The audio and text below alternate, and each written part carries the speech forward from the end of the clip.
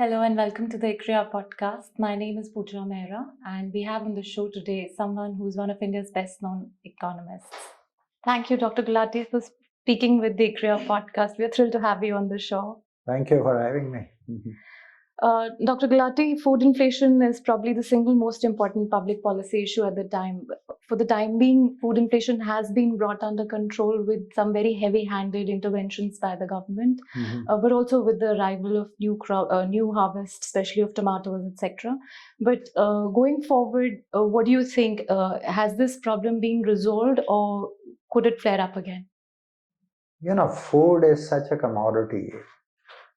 Think about in the CPI basket, 45%, 46%, actually 45.9% weight is of food and beverages. Food alone is 39%.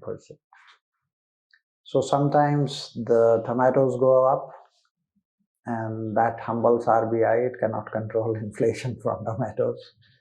Now, in case of when tomatoes came down, onions started going up, and they put export duties on onion. They are trying to control that. But even now, food inflation is still not in a below 6% range. It is a little higher than that. So it's hovering between 6.5–7% range. But within that, rice is almost at 11%. Wheat has come down a little bit. Rice is still inflationary despite the fact that they have been unloading rice stocks from FCI at almost a little below the minimum support price of paddy converted to rice, despite that. And we have ample stocks of rice, but still rice inflation is not fully under control. Only some relief we can say is that more than 800 million people are getting free rice and wheat, which the Prime Minister has announced in one of the election rallies that this free rice and wheat will stay there for the next 5 years also. This inflation can flare up also because the minimum support price is being increased by more than 7%. And in a state like Chhattisgarh, there is literally a competition who will give higher and higher MSP for paddy. The paddy MSP is rupees 2183 per quintal.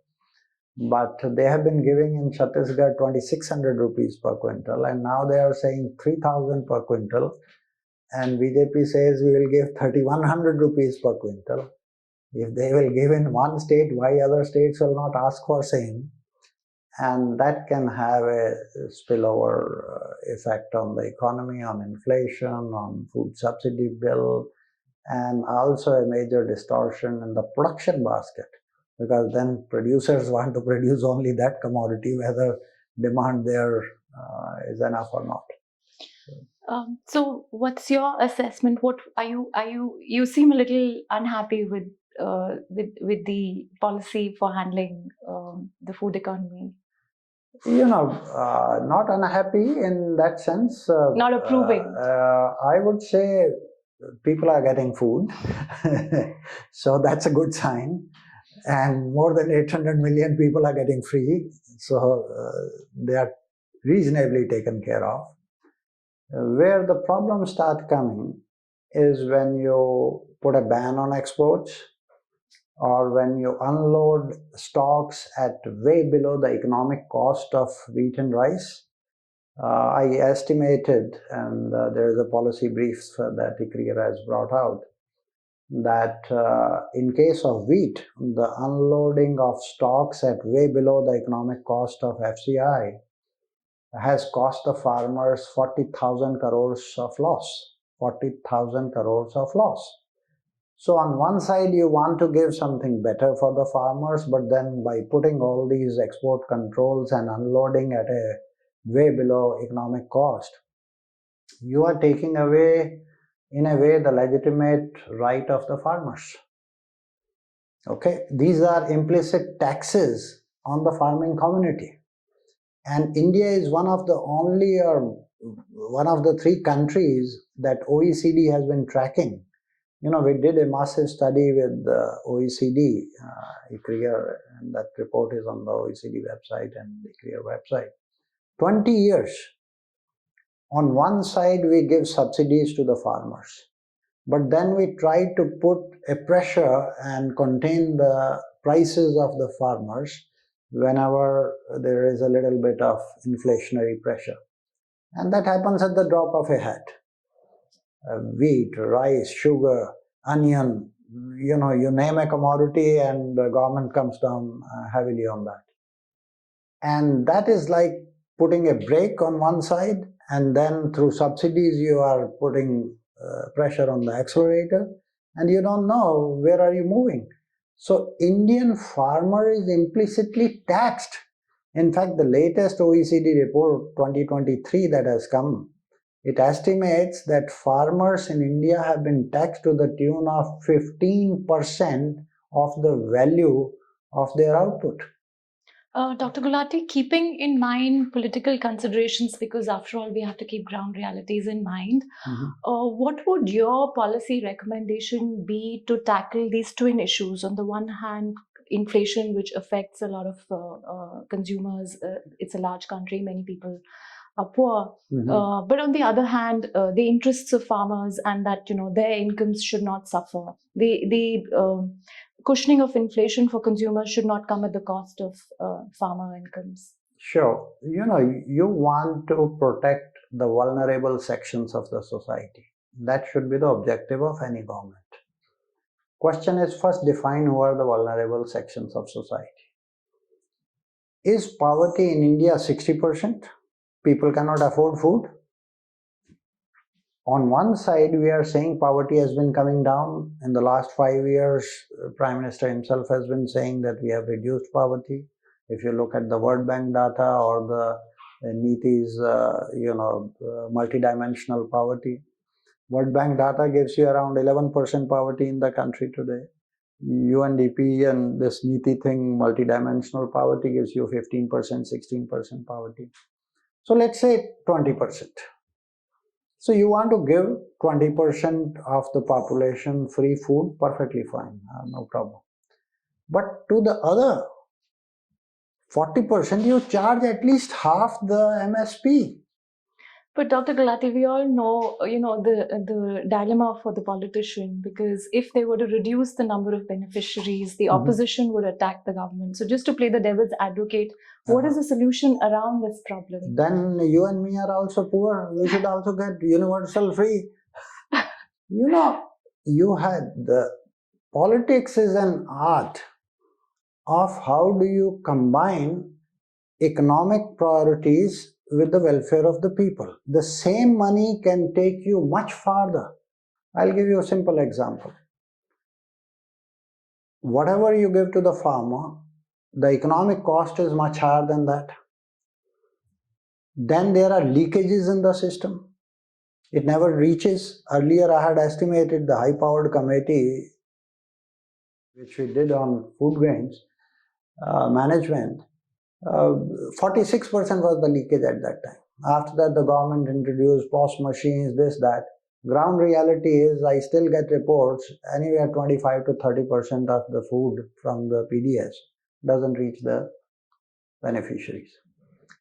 Now you develop the trinity, that is Jan Dhan accounts, the mobile and accounts.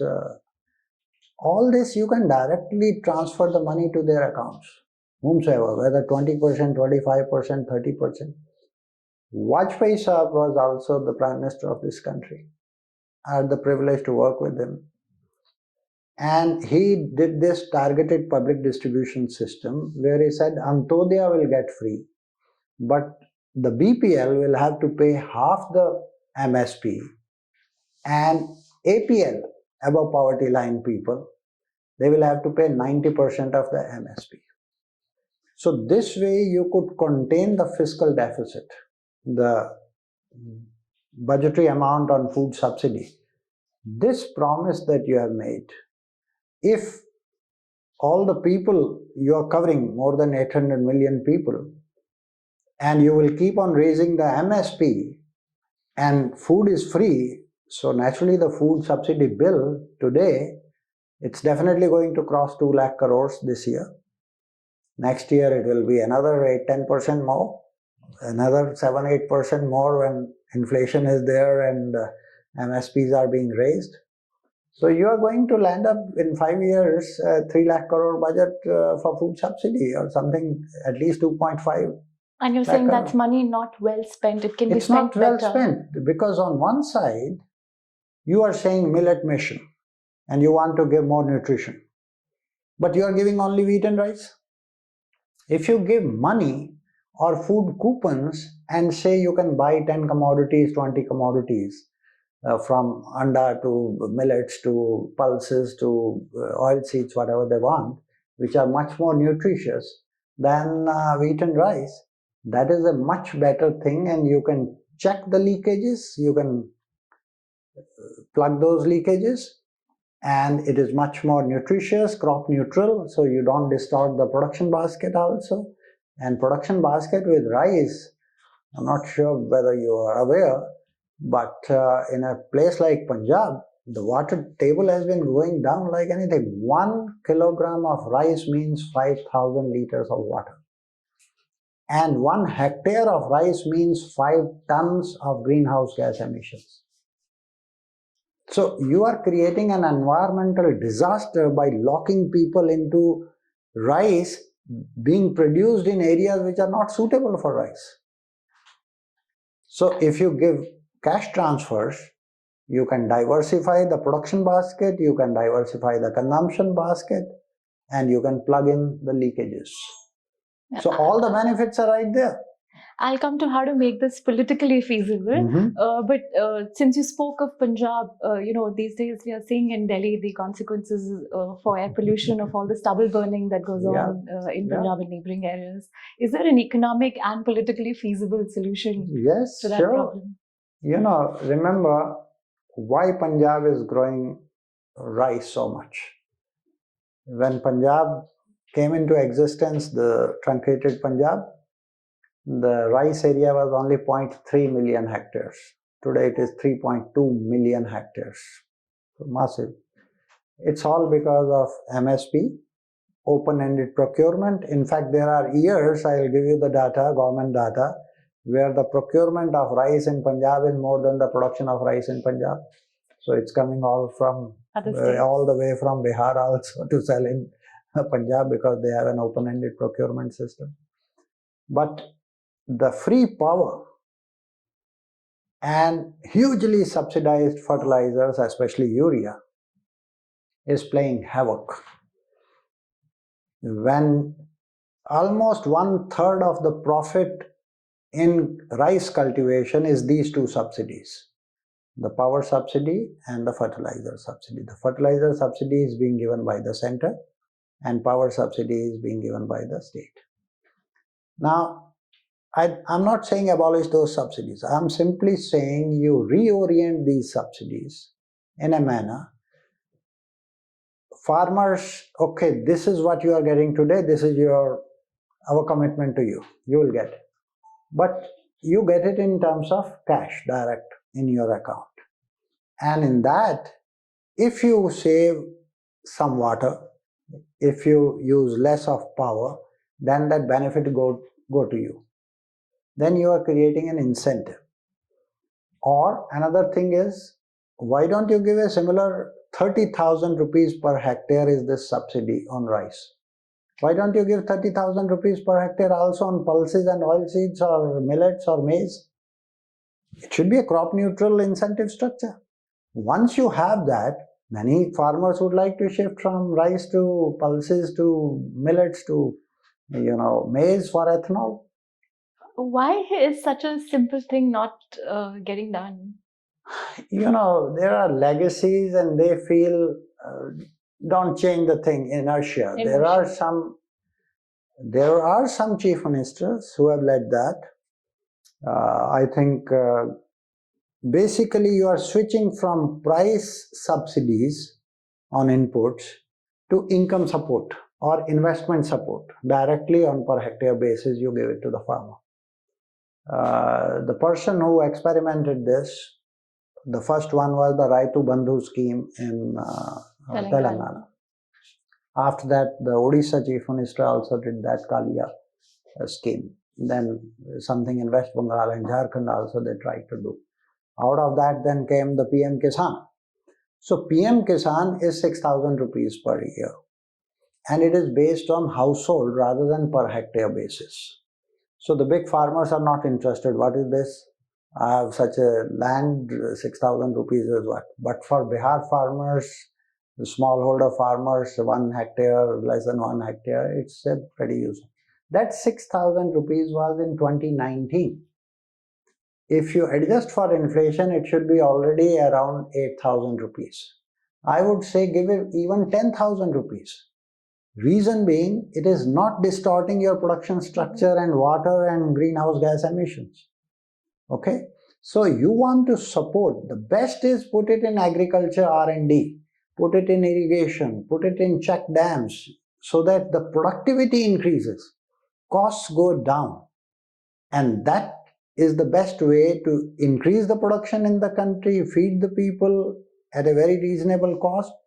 And nowadays you have to look at more environmental angle. How to protect your water, how to protect your greenhouse gas emission, minimize that, and how to create more nutritious food. I think we have overdone on wheat and rice and neglected other sides. So you need to create crop neutral incentive structures, number one, and go for direct support to farmers into their accounts, call it an investment support or income support to the poor, both PDS side as well as on the farmer side, fertilizer and all that. And then you free up the prices, let the market prices be there. I'll give you the example of urea. Urea price in this country is the lowest in the world. $70 a ton. When was it last raised? 15 years back, I think. So you have a situation where urea is being misused into the plywood industry. Much of Nepal is being fed by our urea, even it goes to Bangladesh. So you have a situation of major, you look at the input-output table of this country, how much urea is being produced and how much agriculture is using. There is a gap of about 25%. And that where is that 25% going? To other countries, neighboring countries, or to other uses other than agriculture. That is all a leakage because of the low price that you have kept. You want to help the farmer, give him money. Let them buy at a market price. So then the plywood industry will not be incentivized to use this. So we have to make a major policy switch from subsidizing commodities, whether it is urea or wheat or rice, to direct income policy support. That is what most of the countries have done. China doesn't subsidize power, China doesn't subsidize urea and all that, but they give $21-22 billion worth of direct, they call it aggregate inputs support to farmers on per hectare basis. How do we create a political buy-in? How do we ensure that farmers will not be up in protesting? You have to, it is dono haath mein laddu. You have to tell them, communication has to be there, and our Prime Minister is the master communicator. So I feel if you communicate with the farmers that today I am giving you this much, but 25%, 30% is leaking away.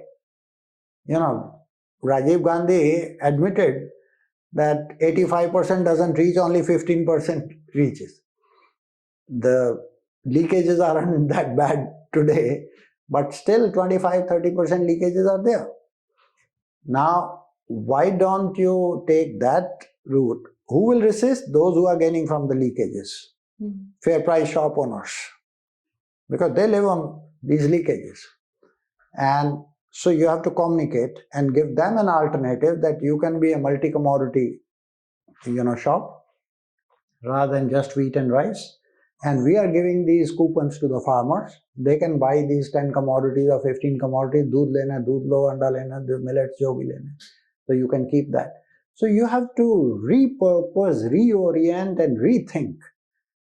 And it cannot be done surreptitiously. It cannot be done just, at the drop in a closed door meeting. You have to communicate to the farmers, you have to communicate to the consumers that this is for your benefit, I'm spending this much money. And I want to make sure that 95% of it must reach you. 5% leakage I can admit, but I can't admit 25% leakage. I'll not allow that. But if you say, oh, nothing is leaking, then I think you are in a different world. We are close to elections, both Lok Sabha elections and ongoing state assembly elections. I don't think such a massive policy you have to prepare now to carry out the reforms immediately after results, exactly. But in the immediate term, anything on food inflation, the impact of the weather? My take is at present there are risks of El Nino and heat wave. If it comes in February, your wheat output will be hit. You have very limited surplus of wheat to play with. So if you have to play it right, I would say you should import 4, 5, 6 million tons and keep that in the buffer to unload at a time when there is a pressure. And this pressure will emerge around March, April, around that. Pulses already are under pressure. Tour inflation is 42%. Okay? So you are not allowed, so you are giving them rice, you need to give them more protein, pulses. And pulses inflation is 42%, tour in particular. So we need to import. And they had been trying to get something from Mozambique, Malawi, Myanmar, and now they are talking to Brazil and all that. I think that at least 1 million ton of tour has to be well in time. Only then you can handle these. Rest, onion, tomatoes, they will go up and down. You can't do much in the short run at least. But in the long run, you have to have processing activity so that people, when the prices go up for tomatoes, for example, they need to switch to tomato puri. So that, we are underperforming on food processing front. People at our level of income in Southeast Asia, at least 30% of the food is being processed. We are still at 10% or so. US and Europe, about 80% of the food is being processed. So in processed things, inflation doesn't go as volatile up and down.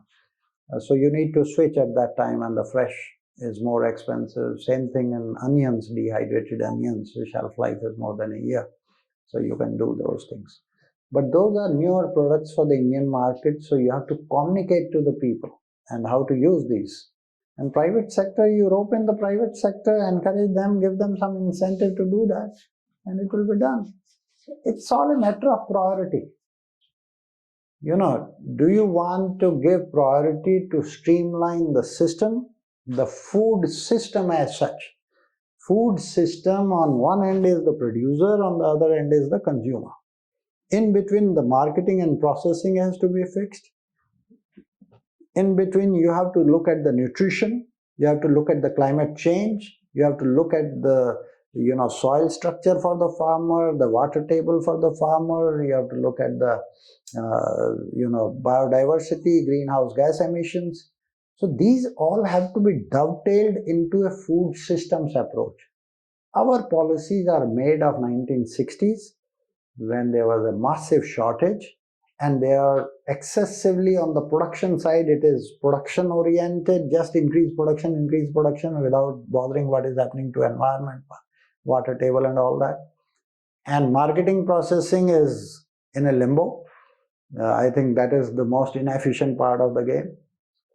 On the consumer side, we think if we give wheat and rice, our job is done. But that wheat and rice is carbos largely. If you want nutrition, on one side you say millets, but millets are not being available to them. So how do you combine? So you have to have a comprehensive approach of a food system and look at all angles, then come up with a policy.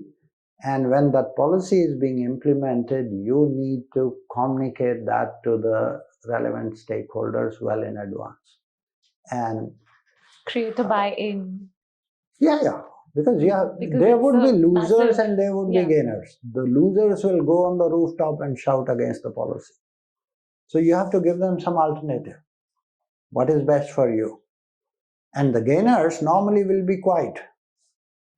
Okay? And they still want to see, and you can experiment to start with. In certain pockets, you can try that. But the current system of production as well as consumption and marketing in this food systems approach is pretty inefficient. This is what was there in 60s or 70s. We have run out of that, and we are lagging behind in transforming. Garib Kalyan Yojana now it has been renamed. So usme 5 kilo rice and wheat de diya. I think we have to graduate to food and nutritional security. So nutritional security is a complex thing because it is related to women education. It is related to what sort of access you have to sanitation, what sort of immunization you have, but also it is related to what type of food you are taking. If you are taking just wheat and rice, and the latest research that has come, I was reading only last week, that wheat is causing a lot of diabetes. I was not aware, I did my research on wheat, but I was on the pricing of wheat, not into the glycemic index of wheat. What happens, it spikes and then drops down. So when the food security was an issue, these tests were never done. But the latest research that is coming from UK now is showing that it is one of the reasons of diabetes. And India is the diabetes capital of the world. And in many countries, in fact, I have reduced my wheat consumption by more than 50%. So hats off to Prime Minister who has communicated millets. So we have millets, ragi ka dosa or our bajre ka dalia and all those things we start taking. And there's no reason that cannot. You're saying there's no reason that cannot become a part of the official Garib Kalyan Yojana. Why not? If you give them food and if you give food coupons and say these 20 commodities from milk to eggs to ragi to millets to pulses to oilseeds and wheat and rice, you can get anything out of that. Even today, my breakfast as well as lunch was of a bajre ki roti. In fact, there has been an MSP push for pulses in the So you need to create crop neutral incentive structures for the farmers.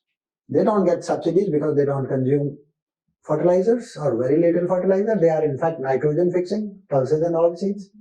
Whereas rice and wheat are guzzlers of fertilizers. And Punjab is using 250 kilograms of NPK fertilizers, and fertilizer subsidy is more than 2 lakh crores.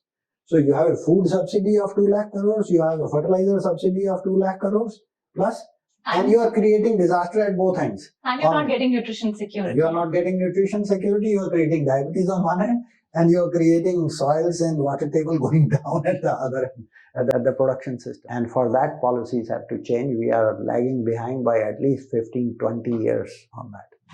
And you're saying this can be done at lower budgetary cost as well as lesser budget than you are spending today. And no loss of votes in elections. You can save at least 50,000 crores and you can augment that subsidy for better nutrition. And politically, you will not lose votes. No, because दोनों हाथ में लड्डू. आप ये कहिए कि देखिए हम सब लीकेजेस बंद कर रहे हैं, हम डायरेक्टली आपके दे रहे हैं अकाउंट में और वहां से आप ये फूड कूपन है, यहाँ जाके आप 10 कमोडिटीज कोई भी ले सकते हैं.